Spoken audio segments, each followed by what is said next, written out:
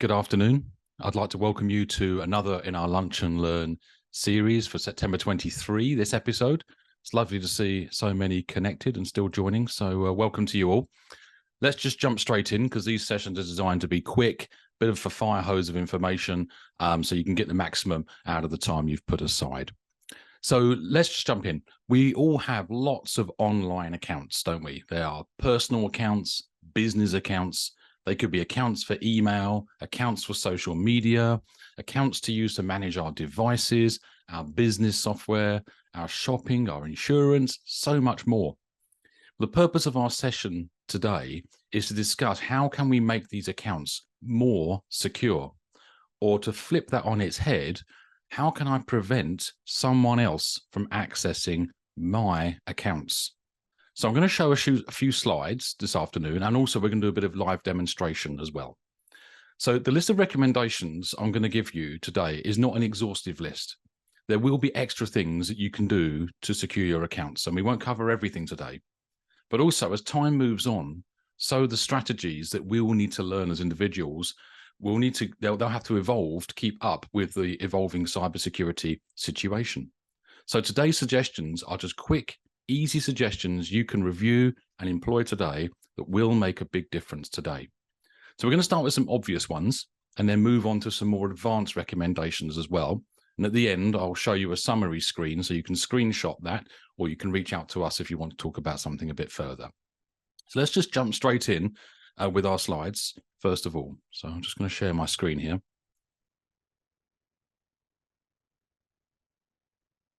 Okay, so tip number one. These are the obvious ones, aren't they? Using strong, unique passwords for each of our accounts. So it's very common that people reuse passwords for their different accounts. So you may have, use the same email address and the same password across multiple accounts. So how can we do that? Let's have a quick look now at a live demonstration.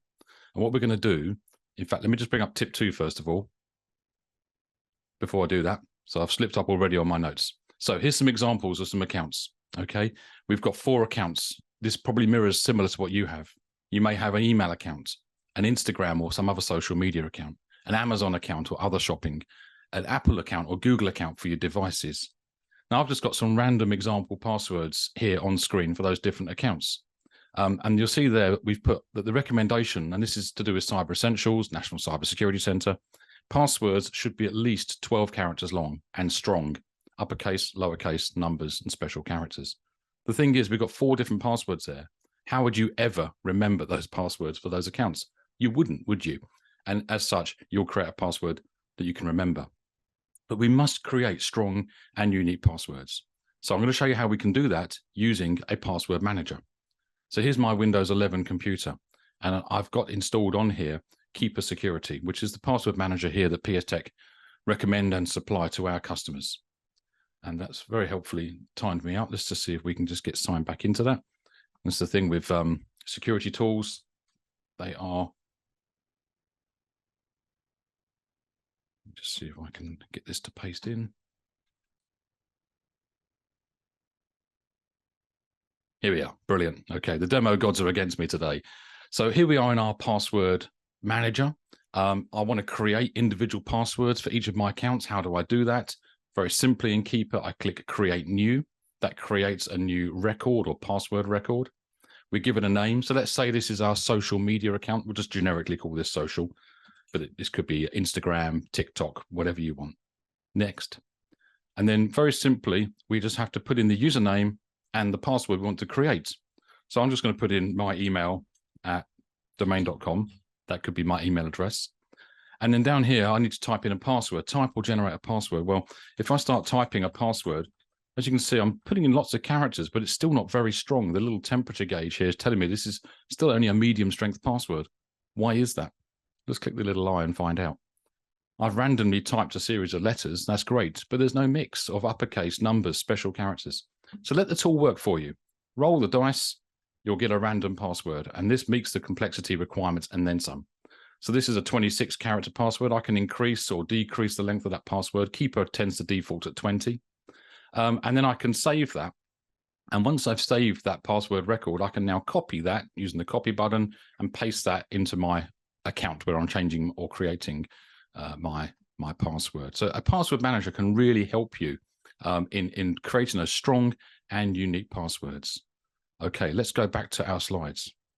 What's the next tip I'm going to share with you? So we've got tip 1 was use strong, unique passwords. Tip 2, use a password manager to create and store them. Tip 3, turn on two-factor authentication or multi-factor authentication. So this is something we often hear about, isn't it? And our IT companies regularly plague us, turn on 2FA, you know, and to be honest, it creates friction and problems. But absolutely, you must turn on 2FA on all of your accounts if there's the option to do so. Now, 2FA takes, or MFA takes multiple forms. The most simple we see on the left-hand side there is an SMS message. So for instance, I tried to sign into LinkedIn, for example. It sent me a 6-digit code, which I had to enter into my app to get into my app. That's great. That stops a potential hacker, doesn't it? Or does it? Well, SIM card fraud is a very easy and common way to hijack text messages that are intended for you.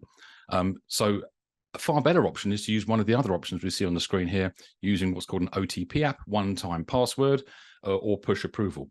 So I've got some examples of OTP apps there. You may recognize some of these: Microsoft Authenticator, Google Authenticator. Apple natively supports 2FA for their accounts now. Authy from Twilio, Duo, or if you're using something like Keeper Security, that also supports one-time password generation as well. However, I would add the caveat: should you store your passwords and your 2FA codes together? I don't think you should. The next level up would be something using a passwordless option for your accounts. Now, this is something you're going to see more of over the coming months and years, where we start to move away from insecure passwords, and instead your account will be linked to some type of device where you'll get some type of push notification where you can then sign in with a biometric. So you would look at your phone or you touch the fingerprint reader, and then that would just approve the logon automatically. You haven't got to type any passwords in. The way the Microsoft one works at the moment, if you try and sign, if it's set up properly, if you try and sign into your Microsoft 365, it will push notification to your screen with a number. Say, enter this number, and on your computer screen where you're signing in will be a number, 26, for example, my age. So on your phone, you'd get a push notification, you'd enter 26, you'd see a little map as well showing where the sign-on attempt was coming from. Now, that's always a little bit not very accurate, but if it was Nigeria or Romania or Belarus, you'd be very suspicious and you would press the deny button to change your password. It's absolutely what you must do in that situation. The other option is something called secure keys. So these are little USB security keys that you can carry with you, plug into a computer where you're trying to sign on. And again, they're very secure, so long as you don't lose them, should I say, and they're costly to replace if you do lose them. So the technology is sort of evolving. But absolutely, tip 3, whatever it takes, turn on two-factor authentication. Let me just show you a little slide here from Microsoft. This is a snip I took from their site earlier today. They grade this type of password as bad, good, better, and best. So you'll see in the left-hand column there some what appears to be just some obvious ones. Believe it or not, surveys show that those passwords you see on screen right now, 1, 2, 3, 4, 5, 6, QWERTY, password 1 with a capital P, are the most commonly used passwords. So a smack on the wrist if any of those are yours, but you need to move on to the next step, which is good, which is SMS or voice authentication. We talked about that. Better would be using an authenticator app, and passwordless, and Microsoft have their Windows Hello platform. There are other systems out there would give you the best possible security around your accounts and prevent hackers from getting in. Just a little tip on this. We've seen this happen, and it's very common. Hackers will phone you when they're trying to gain access to your account and claim to be from Microsoft or whoever the vendor might be, and say, look, we're just fixing a problem with your account, or you've run out of space, or your account's been compromised, with a security team. Could you just read me the code on your app, or read the code you've received by text message? Never, ever give out your 2FA code. It's as valuable as your password. If anyone has got to the point where they're asking for your 2FA code, it means they already know your password, so you should change it. So hopefully that tip, you'll find that useful. Let's look at tip number 4. Working on untrusted networks. So if you are working at home or at work, generally you would consider your work or home network a trusted network. But what if you're not at home? Well, if you can use 4G or 5G off your phone, or you've got a mobile Wi-Fi adapter, absolutely use that. It's private, it's yours, it's secure.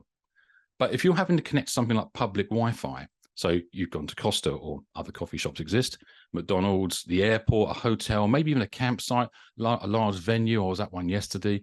Then totally, if you're going to use their Wi-Fi, even if it isn't open, i.e. you have to put a password in to connect, you don't trust it. Use a VPN. So I've got a little screen snip there from the VPN solution we provide to businesses, Nord Layer. This lets you connect. Again, let me just jump to a screen share. I will show you how that works. Let's get rid of Keeper. Okay, so I'm running Nord Layer on this computer. You can see it in my taskbar down the bottom here. When I open it, I can choose, out of the box, it comes with what are called shared gateways. So these are different Nord Layer gateways in different countries. So if I was camping in France, like I was a few weeks ago, and I was connecting to the public Wi-Fi there, I would connect to United Kingdom on my VPN. And if you watch down the bottom here where it says unprotected, I'll click United Kingdom. We're now protected. So all traffic from this computer is being sent via Nord Layer to the UK where it appears on the internet, and I'm working. But what makes it secure is that that VPN connection is an encrypted tunnel. Now, that sounds really complicated. What it basically means is if anybody else was on the public Wi-Fi network and can see your device talking, they can't actually intercept or understand what's going on between your computer and the remote system you're talking to. So the connection is fully encrypted, which makes you super secure. Now, if I just go into the settings on here, you'll see the benefit of this particular VPN solution. We've got an option here to launch the app at login. So it's always there waiting for us. So we're always protected when we need to be. There's some advanced features here we won't touch on today. But if I go into Auto Connect, you'll see here we have here Auto Connect when the app launches and connect when using untrusted Wi-Fi. So if I was connected to Wi-Fi right now, and this computer's not, it's on a wired connection, I would see I'm connected to my home Wi-Fi network, and I can then click the add button to move that to the trusted Wi-Fi network list. So when the application detects I'm on that Wi-Fi, the VPN won't interfere. But if I'm on a different network it doesn't know about, the VPN will automatically kick in and I can be trusted. Now, we showed the shared gateways here that Nord Layer actually provides. Let me just close that. It is possible as well, if you're interested in a VPN solution for your business, we can have a dedicated gateway just for your business in the country of your choice as well. So you're not sharing it with any other organization, should security be absolutely paramount to you. Right, let's jump back to our slides. So there's VPN. Use VPN on an untrusted network. My next slide is do your research. Check if your account has been breached before. Now, why and how would you do that? Why, first of all? If your account has been breached, your email address and your password has been exposed somewhere, and you've reused that combination before on other sites, then you are at risk. And you might think, oh, I've never had a problem. I'm not at risk. So how would you go about doing this? Well, there are free services on the internet. One example is called Have I Been Pawned, PWNED. And it can, they basically look for breaches that are going on that have been declared, or for breaches that are being sold on the dark web where people's password details are being sold. And they will tell you, has your email address been pawned? So in this screenshot example here, we can see that the example I put in was it had been found in one particular breach. So I would want to find out what that breach was. What was the password I was using at that time, and get that changed. And if any other accounts I have are using that same password, I would change those too to a strong, unique password. So let's just go back to our demonstration computer and have a look how we might do that. Let's just get rid of Nord. If I open up my Edge browser here, I've bookmarked this for purposes of today. So have I been pawned here? Hopefully this will, let me turn off my VPN. Here we go. So this is have I been pawned. You would just type in your email address here. So if I put in a random address here that we're going to use for the purposes of our demonstration today, if I can type. Okay, so that's my email address. I'm going to click have I been pawned, and hopefully, oh, good news, I haven't been exposed in a breach. And that's because this is just a test email account that's never been used anywhere before. But you can type that in for yourself. There's the URL. We'll have that on the summary screen at the end of the demo. But where this tool is very helpful as well, there is a notify function. So you can put in your email address, and if your account in the future is ever detected, they will email you to tell you, we found your account detected in this breach. Now, what is a breach? Well, let's look here. If I click on who's been pawned, this takes me to an extremely long list of breaches that are listed on this system. And this system is used by many companies to help identify breaches. For example, I'm going to do a find on the page, Control F on my keyboard. I'm going to type in Sony. And if I just go down through here, here we go, 2011. Sony suffered breach after breach after breach. It was a bad year that year. And what was leaked from Sony? Dates of birth, email addresses, genders, names, passwords, phone numbers, physical addresses and usernames. That's pretty serious, that breach. So if you had a PlayStation account or something similar, you bought a TV from them or some other accessory, you might want to find out, did I have an account around 2011? If I did, what was the password I was using, and get that changed. It's not just Sony. Let's find some other names you're familiar with. If I just find, for example, LinkedIn. In 2016, 164 million email addresses and passwords. It's very likely you were using LinkedIn around May 2016. Was you aware of this? Email addresses and passwords. If your password is still being used in LinkedIn, that was the same as it was in 2016, get it changed. And if it's in use elsewhere, get it changed. There are many others. Facebook, for example, as well. I have my own personal views on Facebook and their views of security and privacy. But there are multiple Facebook breaches. 2021, over 500 billion Facebook users' data was made available. It didn't include passwords, but it did include a lot of personal information, including email addresses, phone numbers, and so on. So not wishing to scare you here, but these tools can be used. They're free to use. So make sure you are doing your research, as we said. Okay, let's look at a few other tips, really, that we should be applying as well. And this helps protect our accounts. Never click links inside emails unless you have just requested that email, i.e. you're expecting it. I'll show you a good example. Here's a phishing email that got sent to my inbox just last week. Gov.uk, stay safe, new precautionary measures due to the spread of COVID-19. Now, I've put some red X's on these buttons here just to highlight I would not click those buttons, okay? If I had a Gov.uk account and I needed to find out more about coronavirus, I would log into my Gov.uk account and find out that way. But if you notice at the top, the email address that it was sent from, it looks like it's sent from a Google address, doesn't it? In fact, look more closely. It doesn't even spell Google. It's actually spelled something completely different. But if you want to rush and in a hurry, very easily you can be tricked or fooled into thinking that's important and clicking the link. And when you do that, you hand over the passwords to your accounts. So how do we get around this? Well, for a start, never click the links in the emails. Never click the buttons. But for services that you use regularly, so for example, Facebook, you might use QuickBooks, Microsoft 365, lots of LinkedIn, create bookmarks in your browser that go to the logon page for that site. It's a little bit of work, but if you have that prepared, then if you know I need to get to my LinkedIn account, rather than clicking the link in the spurious LinkedIn email, you go to your browser, you go to your bookmarks, you click LinkedIn. That means you're going directly and you haven't got to type the address in. Sometimes in a rush, you might accidentally type linkedin.com slightly incorrectly, LinkedIn with 2 I's, for example, and actually someone's registered that domain for malicious purposes to try and capture your LinkedIn details. Trust me, it happens. So use bookmarks to prepare yourself to make sure you don't have that mistyping problem, or use Google or Bing to search and go via the links that way. However, that is not 100%. Just be aware of that. Another tip, let's move on to our next slide then. And now this one's quite difficult.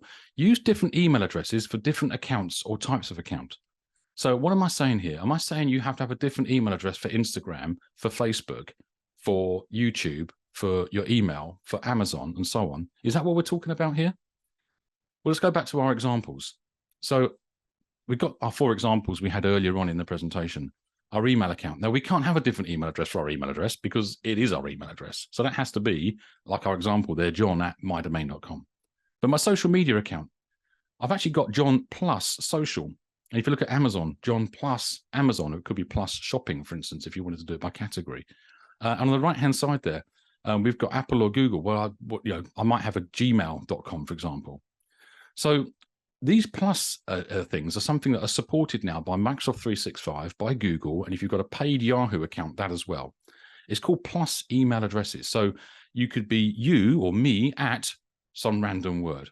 And when you send an email to that address, it will arrive in your inbox magically, even though it's not your full email address.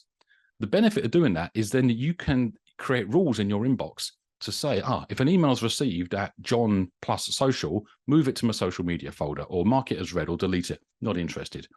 But you can use it later on to identify other organizations that are sending emails to that address. So for instance, if your social one, for example, you start getting other emails from other companies that you never use that address on, has Facebook sold your email address to somebody else? yeah, for example. So it helps you to narrow down, and you could just choose to delete or block that address through rules. Apple have a nice feature called hide my email address. So they create a random email address that forwards to your normal inbox. So your normal email address is never exposed, and you can use that random address that Apple provide. And it's a permanent address. It doesn't go anywhere, and you can create and delete those at your will. And if you're in a business environment and you want some control over this process, and you're using Microsoft 365, then you can use something called email aliases. And that's something that your admin can manage as well. So again, let me demonstrate how this might work. Let's go back to our demo machine here. I'm going to go into Gmail. So this is just a sample Gmail account I've got, and I'm going to compose an email, and I'm going to send it to John Smith at Extreme Training like we just did a minute ago, but I'm going to add a plus to see what happens. So john.smith, and you'll see I've got a couple of ones in there now. I've doing some testing on this. If I press plus and I put the word social, as per our example, at Extreme Training .uk, you can tell it's near lunchtime. I haven't eaten. Press enter, and I'm just going to put here test 1322 test, and I'm going to send that email. Will that email get to john.smith at Extreme Training? So I'm going to press send here. Google's telling me that the email has been sent. Okay, so let's open up Outlook where this John Smith Extreme Training address is actually added to, and we'll just wait for Outlook to sort itself out. All folders up to date. Here we are. I've just received the email, John Smith, test 1322. It's just hit my inbox. And you can see here the email address that was sent to. So I can right-click on my email in Outlook here. I can choose rules, if I can see that for looking. And I can say, always move messages to John Smith plus social, and I can choose a folder that I've created, for example. Or I could do an advanced rule and say, mark it as read, delete it, forward it somewhere, whatever it might be. But Outlook can identify these plus addresses and make it a way to filter your inbox and also to control the level of spam that you're receiving as well. It also means you never expose your normal email address to these systems, so it improves your privacy. And if you've got, for instance, you've got like our plus social one here, then no one would know if they found that address that you've got a different one for your shopping accounts, for example. Okay, let's go back to our slides. What's our next tip? So this one's for businesses. Configure your email domain correctly. So if you have a domain, extremetraining.uk is a good example, okay? You need to make sure you've done these three things. Now, some acronyms here, so I'm really sorry to bore you, and we haven't got time to go into all the detail around these, but you need something called an SPF record. We see so many organizations that don't have one, and it just means that when you send an email, your email is going to get blocked, junked, or deleted, okay? So you need an SPF record. More advanced features include authenticated email, DKIM. This is like a signature. Whenever you send an email, a little digital signature is kind of applied so that the receiving system can check that signature and say, yes, that email came from John at Extreme Training System. It's trusted. I know it's come from there. I'll deliver that email. Whereas if someone was spoofing your address, it wouldn't have that signature. So that the spam filter would make a decision, that isn't actually from John. That's from somewhere else. I'm going to junk that or delete that. And DMARC takes that a whole level further, which is Domain Message Authentication, Reporting and Conformance, DMARC for short. It's a way of reporting on the validity of the different email systems out there that are sending email on behalf of your domain name. And you can then create allow lists and block lists to make sure that authorized systems are allowed and blocked systems are highlighted, like never accept an email from this system, for example. And this is a common thing that many businesses are not doing because they're not aware. So just take this as a heads up, and we can help you with this if you need to take this further. A few tips now around devices. So why are we talking about securing devices when our webinar is about accounts? Because your accounts are all signed in using apps or browsers on your devices. If someone gets your device, whether that be your phone, your tablet, your laptop, or even your desktop, then whatever passwords are remembered on your browsers or in apps, then they've got access to your accounts. So how do you secure it from that angle? So make sure your computer, your phone, your tablet are secured with a PIN or password. On a smart device, it would be a PIN. Make sure it's at least 6 digits. If you're using a 4-digit PIN code, change it now. If your phone, tablet, or laptop supports biometric, you've got a fingerprint reader, you've got a camera to scan your face, or something similar, use it. It's much more secure than having to keep typing things on the screen as well, and more convenient as well. Tip number 10, patch, patch, patch. Applications and your operating system need to be updated, and that's because vulnerabilities, among other things, are discovered. those vulnerabilities are publicized. So the criminals can see the same information that the vendors can see as well. And they leverage those vulnerabilities to gain access to your computer. Once they've got access to your computer, they've got access to your accounts. So patch your systems regularly. Cyber Essentials, which is the National Cybersecurity Centre's it's baseline security policy that all businesses should be adopting, really, says that you need to update your operating system and your apps within 14 days of release of that update. How are you doing that? Tip number 11, use good endpoint security software, not just antivirus. So antivirus has morphed and evolved over the years. And you know, when was the last time you saw a computer with a virus? Well, endpoint security goes a lot further now. It's looking for exploits of those vulnerabilities. It's looking for at your browser. So when you hit a malicious website by mistake, it should block you and things like that. So make sure you're using good quality endpoint security software and it's kept up to date and monitored as well. And our final tip is encrypt your device. If your device falls into the wrong hands, then you want to make sure any data that's stored on it, even passwords or files, whatever it might be, is not accessible to the thief or whoever that ends up with.